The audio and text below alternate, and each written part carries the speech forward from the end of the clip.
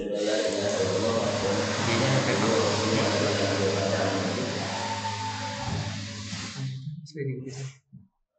kawan-kawan sekalian, Kurang sih.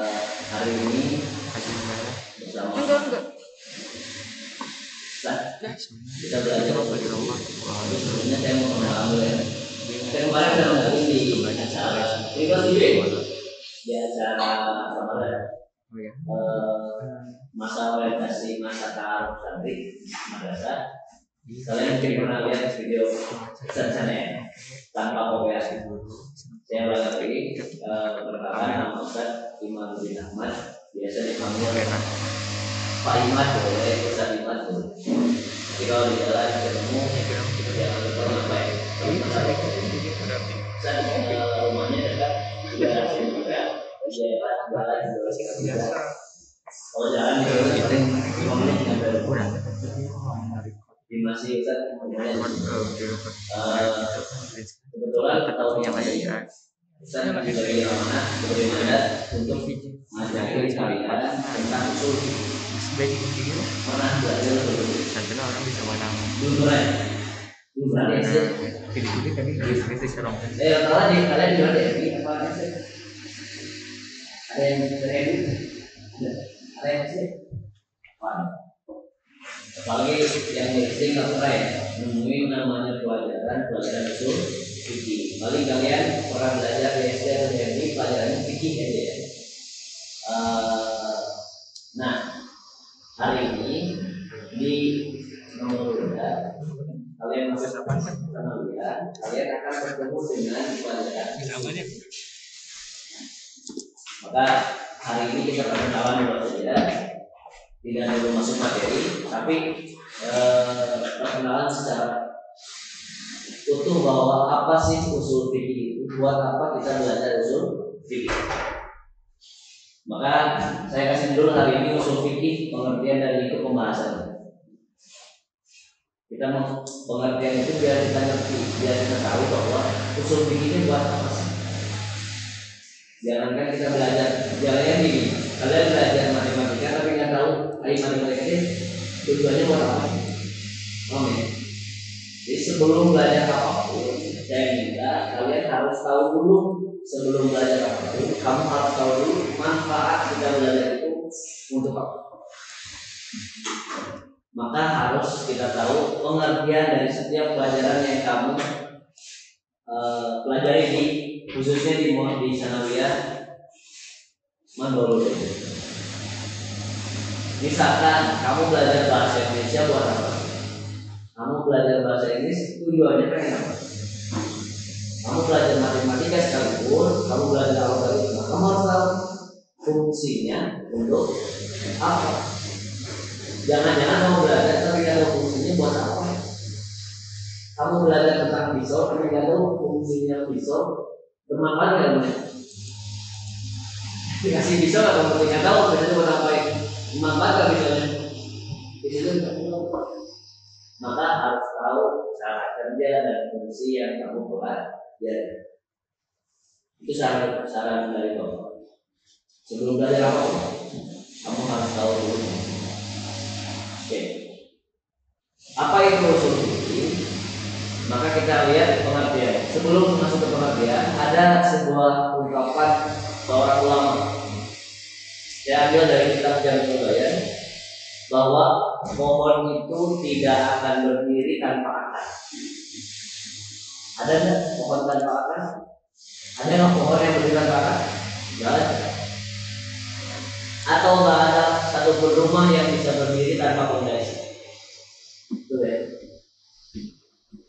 Maka tidak akan ada pula hukum fikih yang berdiri kalau nggak ada usul. Bayangin. Fikih itu diibaratkan pohon, diibaratkan rumah. Yang pohon tidak akan berdiri tanpa akar, yang rumah tidak akan berdiri tanpa fondasi. Maka usul fikih adalah fondasi untuk fikih itu. Kita pernah belajar fikih ya. Contoh di SD kalau nggak salah materinya tentang sholat misalkan. Fikih sholat itu kayak gini. Apakah semua sholat hukumnya wajib? Tidak. ternyata ada sholat juga yang hukumnya sunnah. Ada nggak yang haram? Ada. Apa sholat yang haram? Ada sholat yang haram? Tidak. Ada. Apa sholat yang haram? Sholat wajib yang 5 waktu bagi yang sedang haid. Hukumnya apa? Haram. Kenapa? Karena kalau dilakukan yang sama dengan lagi maka kalau dia lakukan sholat, maka dia mendapatkan dosa. Karena sholat baginya adalah haram. Oh, kok bisa sholat lebih haram? Nah ini itu bisa dijawab oleh usul fikih. Jadi lanjut. Oke, lanjut. Apa ada lagi semua ulapan? Saking pentingnya ilmu usul fikih, man jahilal asla lam yusbitil far'a abada. Siapa yang enggak tahu usul, maka dia tidak akan menemukan cabang. Siapa yang tak tahu dasarnya, dia tidak akan tahu ujung permasalahan. Jadi contoh kalau kita punya masalah, kalau kita nggak tahu akar permasalahannya, maka kita sulit untuk menemukan solusi seumur hidup. Maka kalau kita punya masalah apapun, kita harus tahu dulu akar permasalahan agar kita dapat menemukan solusi dari masalah yang sedang kita hadapi. Tak posisi usul fikih seperti itu. Ketika ada ulama yang bilang, oh sholat itu haram, kok bisa sholat haram? Yang kita tahu kan sholatnya wajib sama sunnah. Kita belajar, kok ada yang haram? Ini ustadznya sesat itu. Kan jadi gitu artinya. Dia nggak tahu akar permasalahan. Ternyata kalau kita tahu akar permasalahannya, oh yang dimaksud haram ini adalah sholat 5 waktu bagi yang sedang. Oh iya jelas yang kayak itu nggak boleh sholat. Jangankan sholat saum pun tidak boleh, haji pun tidak boleh. Jadi ada haji yang haram, ada bagi yang sedang atau yang nggak mampu jadi haram dipaksa. Oke, lanjut ya. Nah disitulah letak usul fikih fungsinya supaya kita memahami fikih-fikih yang ada hari ini yang kita pelajari, kita tahu akar permasalahannya. Kok bisa muncul hukum wajib, ada hukum sunnah, ada hukum haram, ada hukum makruh dan hukum mubah. Itu semua bisa dicek di usul. Maka sebelum kita memahami usul fikih, kita harus pahami bahwa usul fikih itu terdiri dari 2 kata ya. Ada usul, ada fikih. Maka sebelum kita memahami usul fikih secara 2 kata bersamaan, kita harus tahu dulu satu kata definisi. Maka agenda hari ini kita belajar tentang usul itu apa, fikih itu apa. Satukan usul fikih itu apa, dan yang terakhir usul fikih itu pembahasannya tentang apa aja sih. Nah itu nanti ada lingkup pembahasan usul fikih. Jadi selama 3 tahun atau entah mudah-mudahan saya percepat 3 tahun itu kita 3 kali khatam 1 kitab usul fikih. Jadi kalian keluar sanawiyah mudah-mudahan kalau terus bosan ya 3 tahun kalian sudah khatam benar-benar kitab usul fikih. Minimal enggak jadi ahli fikih, minimal kamu tahu bahwa bisa nerangin bahwa ketika ada hukumnya apa, kamu tahu akan permasalahannya dari mana. Minimal. Oke, lanjut pengertian usul. Setiap pengertian pasti ada 2 yang dijelaskan. Ada pengertian secara bahasa, ada pengertian secara terminologi atau secara istilah.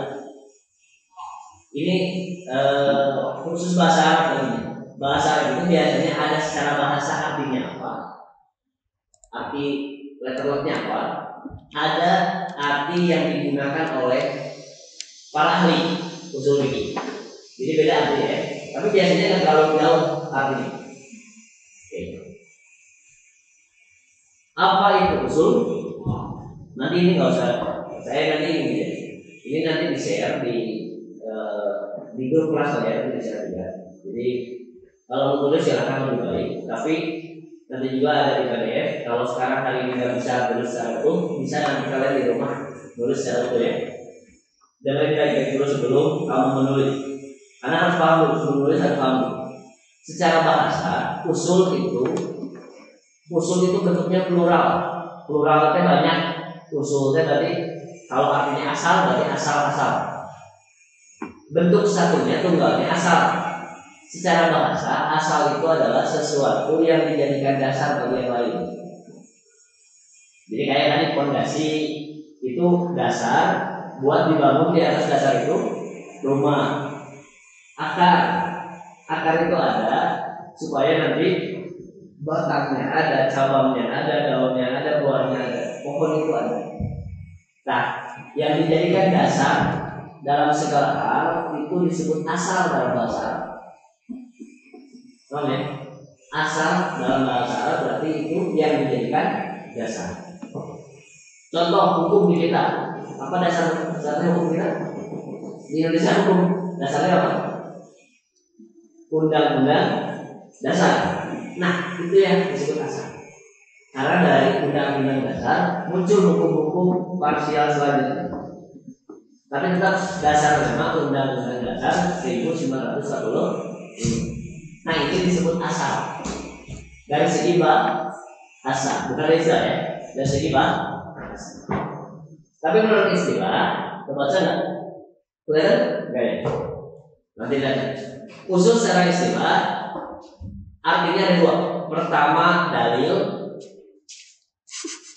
Asal secara bahasa istilah artinya pertama dalil, yang kedua adalah kaidah umum, ketentuan ketentuan. Jadi usul itu ada dua artinya ya. Yang pertama dalil, yang kedua ketentuan umum atau istilah lainnya kaidah umum. Kalian pernah dengar kata dalil? Pernah ya? Kalau kamu sholat biasanya ada yang sholat 2 rakaat misalnya. Cing, apa dalilnya? Sholat 2 rakaat. Apa maksudnya kalau dalilnya? Emang ada dalilnya? Apa maksudnya? Terus? Kita tahu. Contoh, kamu sholat duhur teh berapa rakaat? 4 rakaat. Apa dalilnya 4 rakaat? Apa yang dimaksud dalil di sini?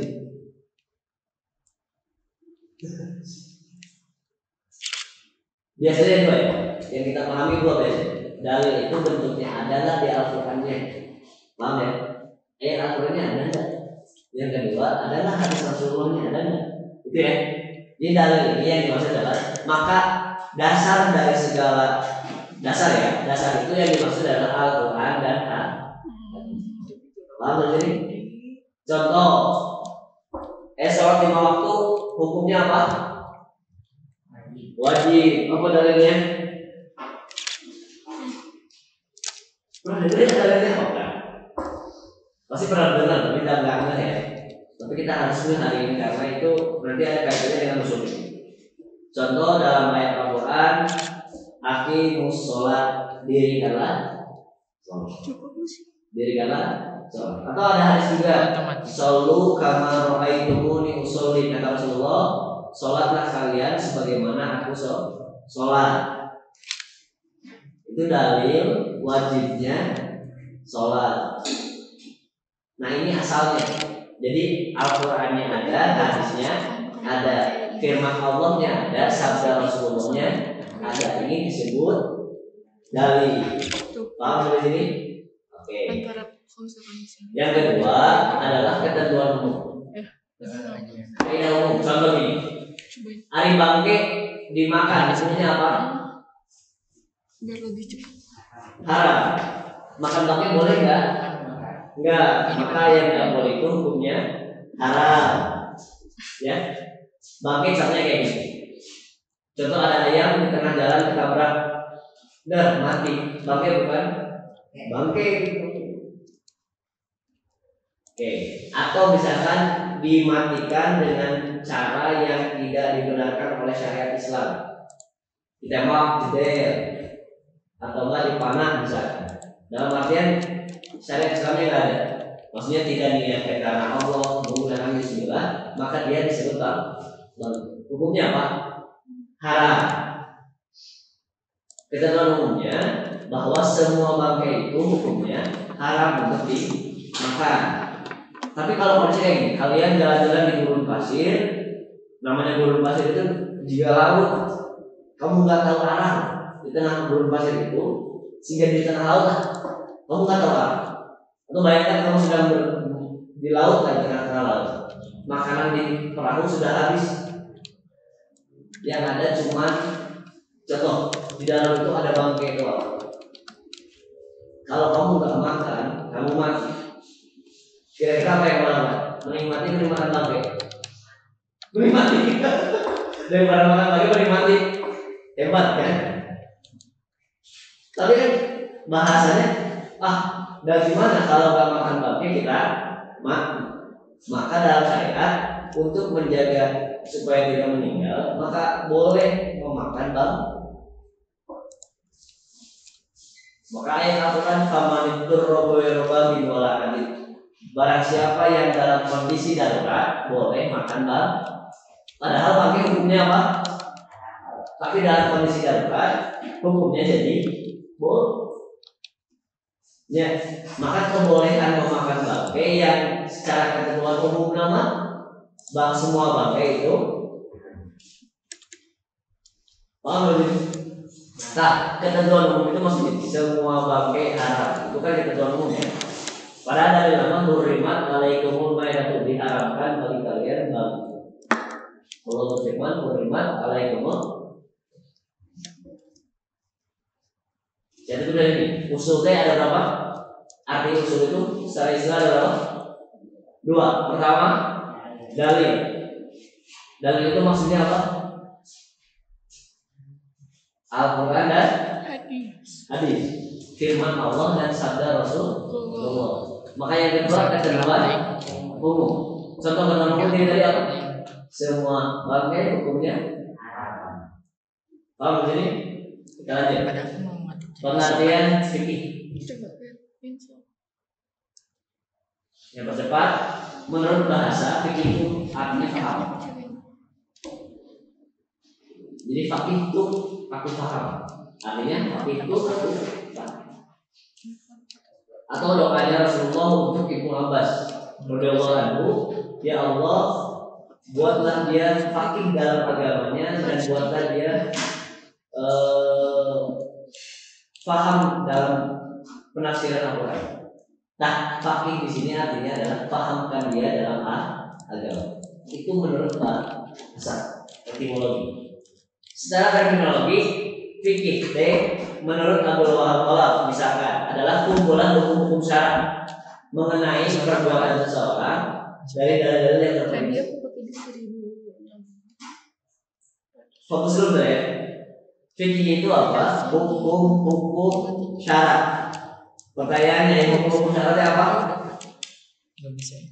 Bentuknya 5. Hukum itu bentuknya 5. Tadi wajib, apa lagi? Sunnah, apa lagi? Haram, apa lagi? Makruh, apa lagi?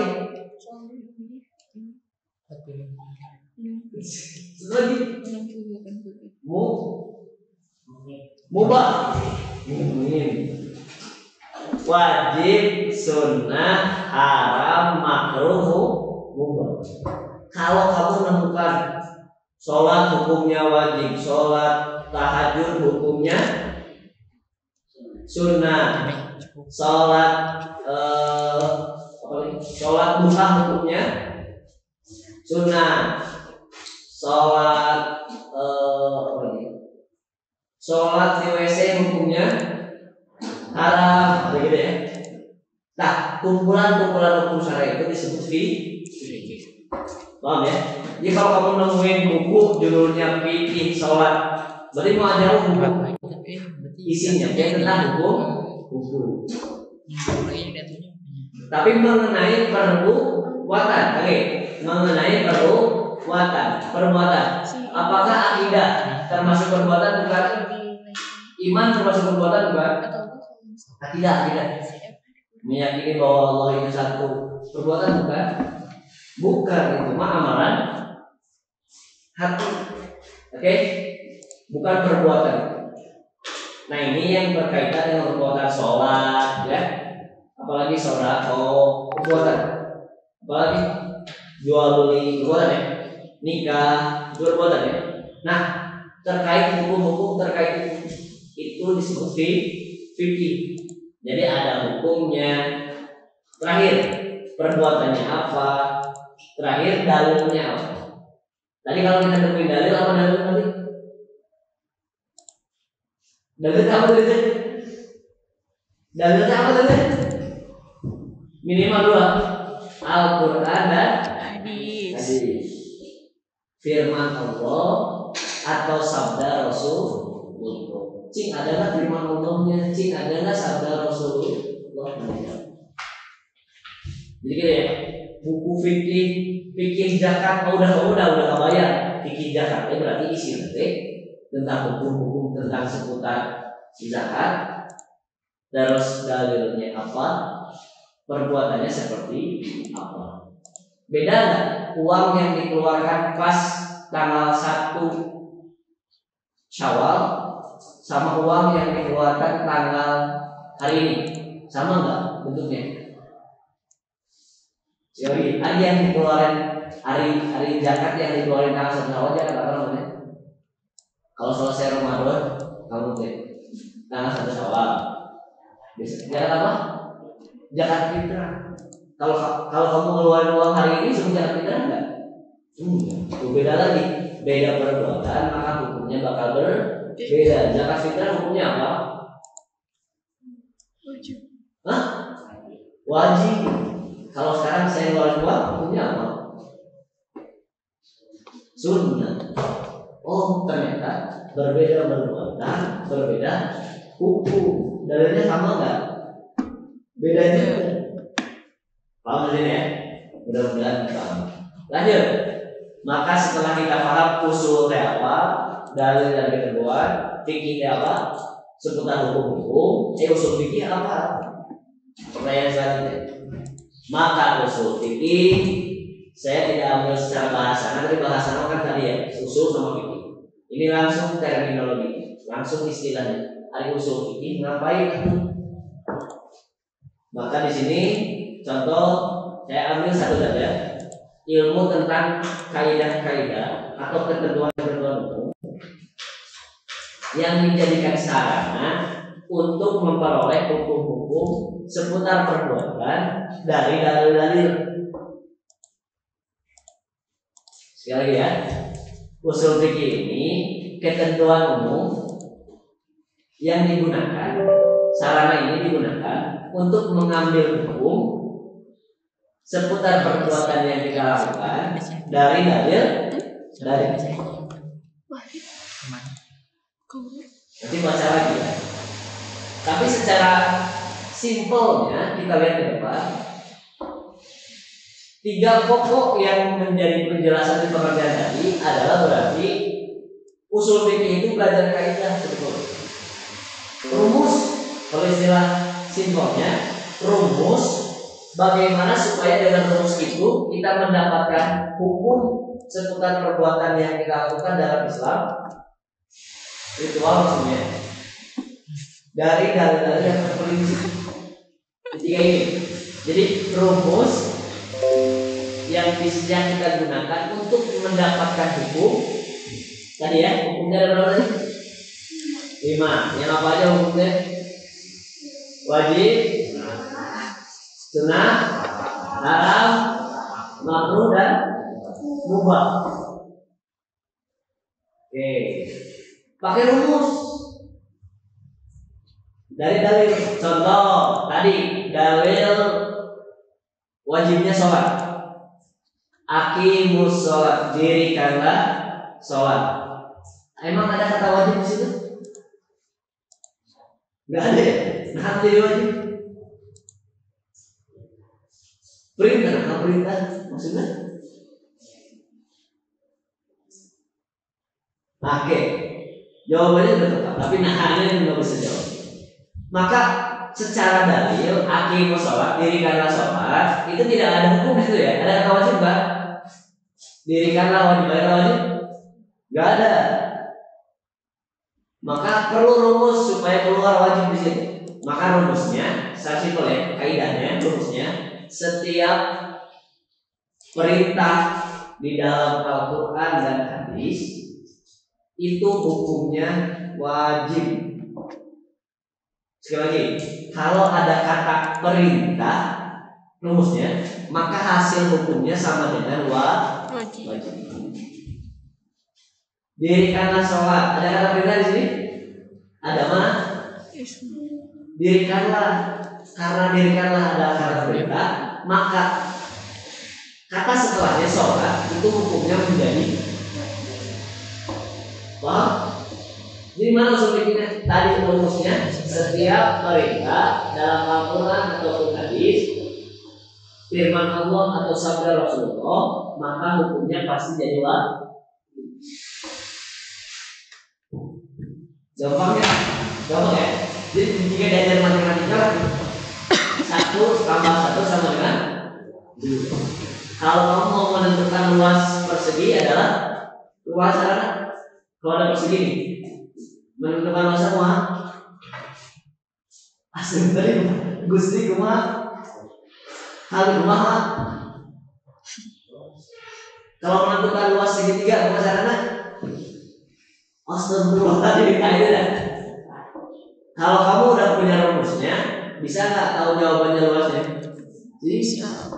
Maka usul fikih kita tahu rumusnya, maka kamu meskipun langsung baca Al-Quran, baca hadis, bisa tahu hukumnya.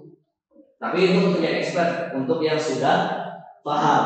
Kalau yang belum paham minimal kita tahu ulama kenapa disebut wajib. Oh, alasannya kayak ini, bahwa setiap perintah hukumnya harus. Atau ada lagi kayak gini. Zina hukumnya apa? Haram. Zina hukumnya apa? Haram. Kita lihat tadi ya. Wala taqrabu zina, jangan kalian dekati zina. Ada kata haram itu? Tidak. Enggak. Aku diharapkan ulama. Kenapa? Perintah juga. Ada perintah juga? Ada. Ada? Atau wajib jadinya? Jadi zina dia wajib. Larangan, oke. Adalah larangan. Rumusnya setiap ada larangan, kata larang dalam Al-Quran ataupun hadis, firman Allah dan sabda Rasulullah, maka hasilnya bakal haram. Jangan dekati zina. Ada kata larang di sini? Ada jangan dekati. Itu larangan ya, kata larang. Jangan itu kata larangan. Maka perbuatan yang dibahas setelahnya itu hukumnya, maka zina hukumnya Haram. paham sih? Kalau sama kayak gitu sulit. Oke. Nah masalahnya buat apa tuh usul fikih dan ulama udah ada hasil-hasilnya. Memang, tapi dunia itu terus berputar dinamis. Masalah muncul masalah-masalah baru, contoh masalah baru yang tidak terjadi sama Rasulullah. Kalian pernah dengar bayi tabung? Nah, bayi tabung. Dia tabung gas, keluar bayi gitu. Bener, rumah bayi tabungnya. Pernah dengar tuh bayi tabung? Pernah, tapi nggak tahu apa itu kan? Kamu mau bayinya apa? Bayi dia tabung. Bayi dia tabung. Dia tabung gas, kilo-kilonya yang bayinya jalan lagi.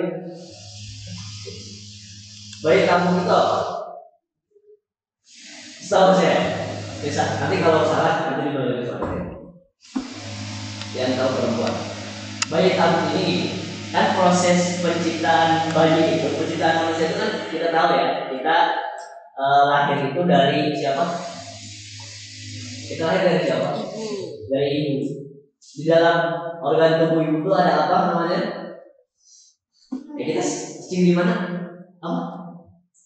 Rahim. Cicing di mana pas bayi? Rahim. Di rahim, betul ya? Nah, kan kita gini, kita terdiri ini bukan sebentar, tapi untuk ilmu juga ya. Kita terjadi manusia itu kan sperma dari ayahmu, ya, bertemu dengan sel telur ovum dari ibumu. Jadi si sperma ayammu bertemu dengan sel telur dari ibumu, terjadi pembuahan namanya. Nanti berubah jadi zigot, ya, terus nempel di rahim, terciptalah dari yang lainnya, selnya mencah dan jadi dalam lain. Nah, yang biasanya pembuahan itu tercipta di dalam rahim, ini diciptainya di luar rahim. Jadi kamu si sperma ayammu di bawah, si sel telur ibumu di bawah, disatuin ke dalam tabung. Terjadi pembuahannya di luar rahim, di dalam tabung. Udah jadi dimasukin ke rahim. Itu disebut apa? Bayi. Jadi nama di mana? Di rahim. Jadi nama lahirnya di rahim ya. Cuman pembuahannya terjadi di luar rahim, di tabung teh. Tabung yang secara suhunya sama seperti suhu di dalam rahim. Kebutuhan udaranya sama dengan dalam rahim. Keren. Ayo coba dulu. Nggak ada. Boleh nggak? Boleh nggak? Nggak tahu. Ini nggak tahu. Iya. Makanya perlulah ada usul fikih supaya kita tahu hukum bayi tabung, masalah yang baru terjadi zaman sekarang ketika teknologi sudah berkembang pesat. Jadi bikin pembuahan teh nggak di rahim, kita tahu bayi sampai bayi kamu gede di tabung bukan bayi keluar di tabung 13 jadi buat rok. Tetap itu hanya pembuahan itu terjadi di luar rahim. Setelah terjadi pembuahan dimasukkan lagi ke rahim. Itu kasus yang ramai hari ini di contoh Zaskia Sungkar ya, itu ya. Zaskia Sungkar. Betul ya, kurang tahu ya. Zaskia Sungkar tahu ya. Istrinya Irwansyah. Itu sekarang punya anak. Itu hasil dari bayi kamu. Ya aneh, bayi kamu kok agak lahiran dia. Ternyata setelah dicek, bayi kamu itu hanya terjadi pembuahan di luar rahim. Jadi bayi nama di mana? Di rahim. Karena itu ada masalah biasanya melakukan bayi tabung, ada masalah dengan baik di ibunya atau di ayahnya.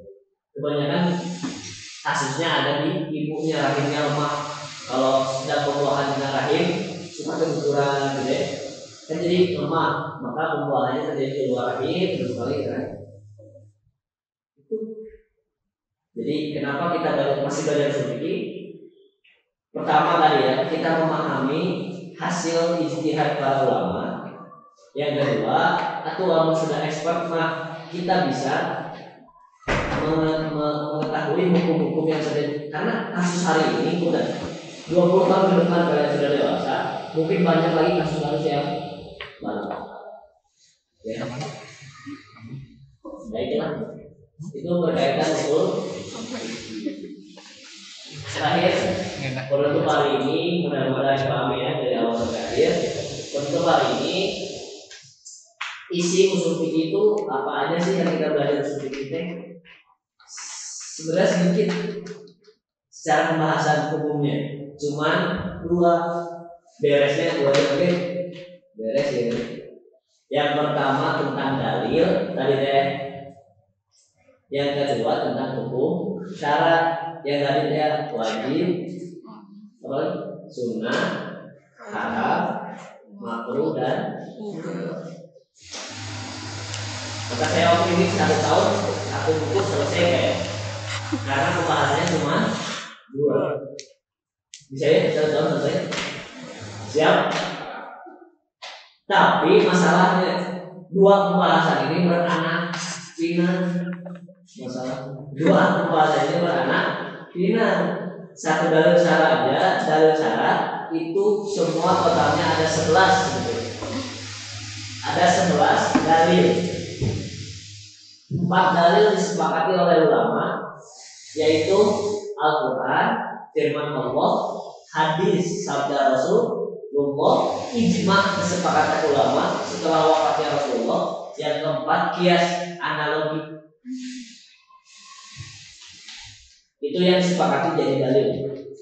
Tapi ada juga yang tidak sepakati, totalnya ada 7. Ada yang namanya istihsan, ada yang namanya maslahah mursalah, ada yang namanya istishab, ada yang disebut madhab sahabat atau pendapat sahabat, ada yang disebut madad, ada yang disebut syar'un man qablana, syariat yang sudah dari Nabi Adam. Kemudian ada satu dalil. Sekali lagi, dalil ada berapa? Dalil semuanya berapa? 11. Dalil 11. Yang disepakati ada berapa? 4. Yang tidak disepakati 7. yang itu satu poin. Tapi per poin itu juga beranak pinak. Nah, beranak pinak. Al-Quran beranak pinak lagi. Hadis beranak pinak lagi. Contoh, ada hadis yang mutawatir, ada hadis yang ahad, ada lagi hadis yang gharib, ada lagi hadis yang munqati dan sebagainya. Ada hadis sahih, ada hadis hasan, ada hadis dhaif. Beranak. Yang kedua, hukum syarat. Hukum syarat terbagi kepada 2. Pertama, ada yang disebut taklifi, ada yang disebut dengan wajib.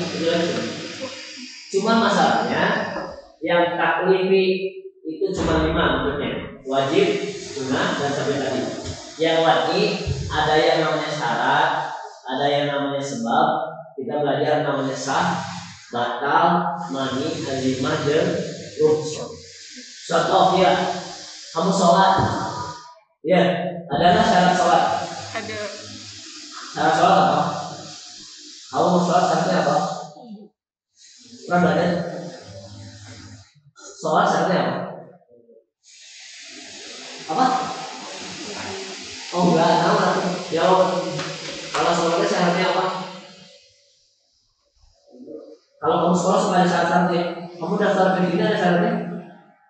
Ada nggak? Kamu masuk ke sana ya, ada syaratnya? Ya. Ada. Kamu kalau sholat ada syaratnya? Ada apa? Suci, harus punya wudhu.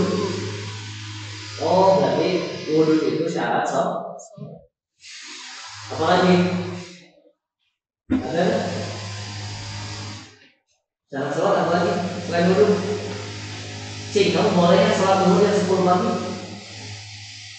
Boleh? Gak boleh, kenapa? Kenapa? Belum waktunya. Berarti syaratnya harus masuk waktu. Ada di sini sholat subuh jam biru, ada sholat subuh jam 8 gitu ya. Kamu kasihan kamu suruh sholat subuh. Kalau kamu mau kesiangan, bangun jam 8 sholat subuh enggak? Kenapa? Ustaz, kalau kita astagfirullah. Ya, nanti kita belajar gitu ya. Lu telat cuma kalau keluar waktu itu bagaimana? Itu semua dibahas di usul di fikih sebetulnya. Tapi dasarnya adalah usul fikih. Jadi secara usul fikih kita bahas fikihnya dulu. Kalau lagi sholat berteh itu batal nggak sholatnya? Sah kan sholatnya? Nggak sah. Oh, berarti kita bahas juga yang dapat membatalkan sholat. Oh, berarti menentukan sah tidak ibadahnya. Paham ya? Nah, itu adalah hukum wajib.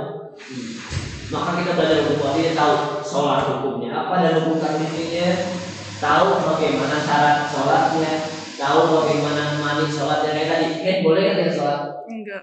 Nggak boleh. Maka itu disebutnya mani yang menghalangi seseorang untuk melakukan sholat.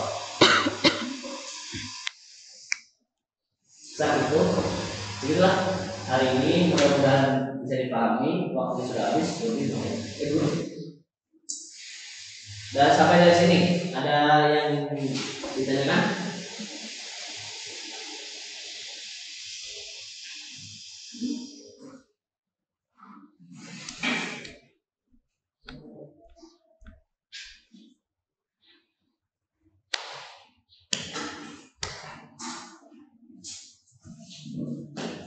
Nah, ada yang pertanyaan nggak?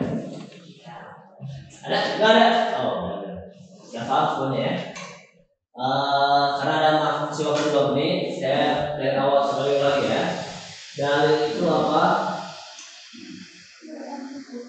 Quran dan hadis minimal itu ya. Kita pahami dalam pikiran bahwa dalil itu Al-Quran dan hadis. Firman Allah sama sabda Rasul. Padahal kata ulama dalilnya ada berapa? 11. Yang kita pahami dulu minimal 2 yang dibayangkan Al-Quran aja. Al-Quran itu firman Allah, hadisnya sabda Rasul. Hukumnya saudara 5. Pertama wajib, kedua haram, sunnah, ketiga haram, 4 atau 5 dalil dan itu satu. Ini gampang ya, gampang suruh gimana? Insyaallah gampang sih kalau kita benar-benar fokus belajar. Nanti semester ini tahun pertama kelas 7 kita fokus kepada teori, kelas 8 nanti kita fokus kepada praktek. Jadi bukan hanya teori saja tapi praktek. Siap? Udah, ulang kau ada, wassalamualaikum. Terima kasih atas perhatiannya. Mudah-mudahan bisa dipahami dan menjadi manfaat bagi kita. Assalamualaikum warahmatullahi wabarakatuh.